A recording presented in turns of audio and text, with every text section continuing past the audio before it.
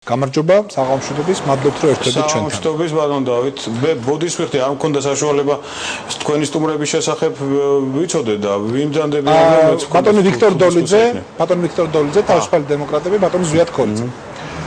და სიამოვნოა. ძალიან ბევრი რამ არის საინტერესოა იმაში, რაც დღეს ხდება და გუშინ ტელეკომპანია მაესტროს თავს, მაგრამ ეს ბევრი რამ რჩება ბოლომდე გაუგებარი თუ არ გეცოდინება არსი და საფუძველი, ძირითადი მოტივი და მიზეზი ამ ყველაფერს. საფუძვლის გარკვევა ნიშნავს ვითარებას, როცა აღარ დაისმება კითხვა რატომ და მინდა ჩვენი საუბარი წავიდეს სწორედ აი ამ მიმართულებით. რა მოიმოქმედეს ბატონო ეროსი მაესტროს დამფუძნებლებმა ისეთი რის გამოც თქვენ გამაგრდით ტელევიზიაში და გამოაცხადეთ რომ თანამდებობიდან გაათავისუფლეთ რამდენიმე წამყვანი თანამდებობის პირი მან.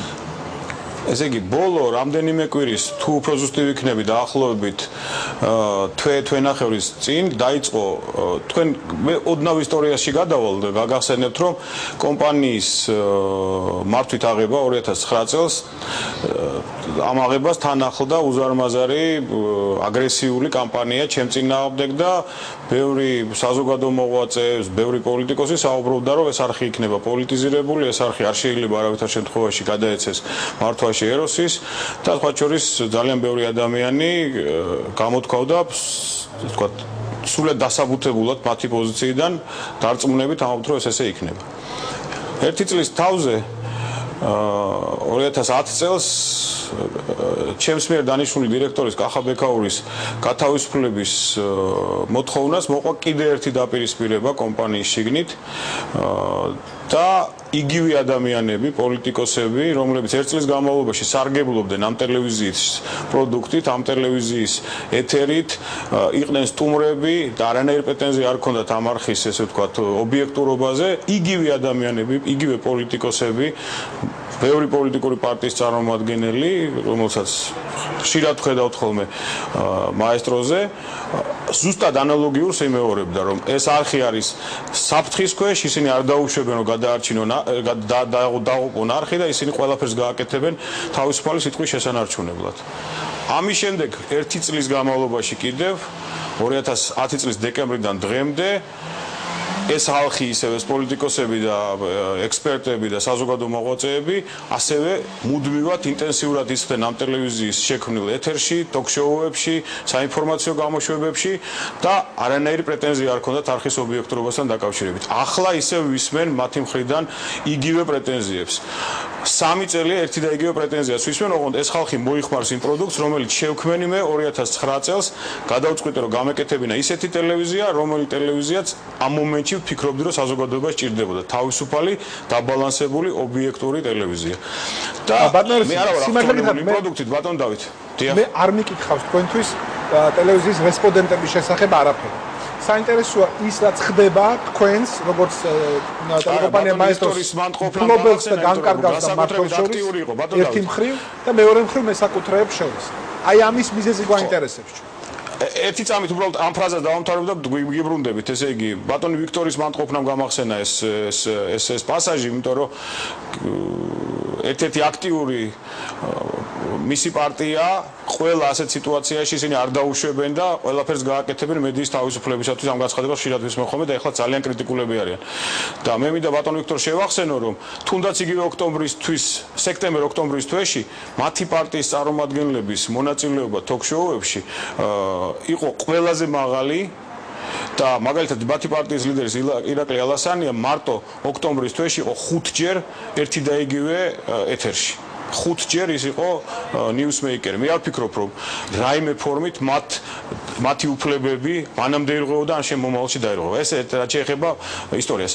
რამდენიმე კვირის წინ, თვენახევრის წინ მე დავინახე, რომ იწყება ახალი რემისია პრობლემის დამფუძნებლების მხრიდან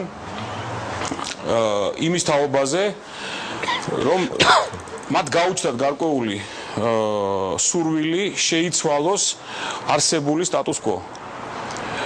რაც გამოიხატა გარკვეულ კულუარულ ნაბიჯებში, ეს კულუარული ნაბიჯები მე ახლა არ მინდა გახსნილი იყოს, იმიტომ რომ ამ წუთის მდგომარეობით მე გამოსული ვარ მოლაპარაკებიდან, რომელსაც ვაწარმოებთ მამუკა ღლონთან, არხის ერთ-ერთ თანადამფუძნებელთან, მაგრამ ამ პროცესის დასაწყისი არის 3 თვენახევრის წინ იწყება პროცესი, რომელიც მოვიდა ლოგიკურად ერთ წერტილამდე. ამ წერტილს ერქვა მათი მხრიდან ულტიმატუმური წესით არხის დამფუძნებლების გადაწყვეტილება, რომ ისინი თუ მე რაღაც ვალდებულებებს არ შევასრულებ, რომელი ვალდებულებებიც მათ ძალიან კარგად იციან, რომ შესრულებული იყო, ან თუ შესასრულებელი იყო, ამ ვალდებულებების შესრულებას ჭირდებოდა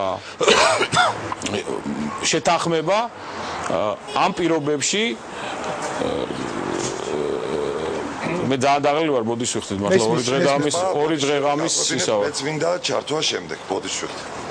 ეს სურპრიზია ბატონი მამუკასგან, ჩვენ მას ხოლმე ვდილით, მაგრამ ჯერ ბატონი როსისთან უნდა დავამთავროთ საუბარი და ხოლმე ამის შემდეგ გვექნება ალბათ ტექნიკური საშუალება ეს გავაკეთოთ. ამის ფონზე. კი, ამის ფონზე. ერთი თხოვნა მაქვს ბატონ მამუკასთან, შეიძლება მას შემდეგ ხმა ახლა არ ესმის. ერთი თხოვნა მაქვს ბატონ მამუკასთან, მას შეიძლება ახლა არ ესმის ჩემი ხმა, მაგრამ ამ წუთას თქვენთან პოლემიკას ნუ გამართავს. საშუალებას ახლა ბატონი მამუკა. არის პრობლემა. და ისი ლაპარაკი. თუ შეიძლება რომ მიკროფონი თუ შეიძლება რომ მომიტანოთ მეც. გასაგებია ბატონ მამუკას თხოვნა. მამუკასთან და მე არა, ბატონი როსი, თქვენთან ისაუბროს, იმიტომ რომ მე არ მაქვს საშუალება ხომ პირობებში 7 საუბარი გავაგრძელო, იმიტომ რომ ამ შემთხვევაში მას რაღაც ეს თქვა დაუგეგმავი ეთერი აქვს. როცა დაამთავრებს ბატონი არა, ბატონი როსი, მოდი, ბატონი როსი, წარმართოთ თქვენთან საუბარი. რაც შეეხება ბატონ მამუკას, გისმენთ. მასთან მოგვარდება ეთერში ურთიერთობა, მას შემდეგ რაც ჩვენ სტუმრებზე გადავერთვებით და გარკვეული პაუზა გექნებათ, რომ მან რაღაცა მოხდეს. ჯერ თქვენთან დავასრულოთ. თქვენ ზანით რომ დამახოეთ მოლაპარაკებებიდან. მოლაპარაკებები მიდის ახლა რა მიმართულებით? იმ მიმართულებით, რომ ეს მოლაპარაკებები თქვენ შორის მიდის რა მიმართულებით? იმით, რომ ეს ხელშეკრულება მოიშალოს თუ ძალაში დარჩეს. ხელშეკრულება რაც დადებული ერთი მიმართულებით, რომ აღდგეს მაესტრო სულფასოვანი მუშაობა, შესრულდეს მართვის კომპანიის სამართლიანი მოთხოვნა და ამ მოთხოვნის რეალიზაციის გზით გაგრძელდეს ის საქმიანობა, რასაც 2 წლის განმავლობაში ჩვენ ვახორციელებდით ამ კომპანიაში ჩვენ მიერ მოზიდული ბიუჯეტების, ჩვენს მიერ მოზიდული ცოდნისა და გამოცდილების გზით. კეთილი. რა არის თქვენი პირობა?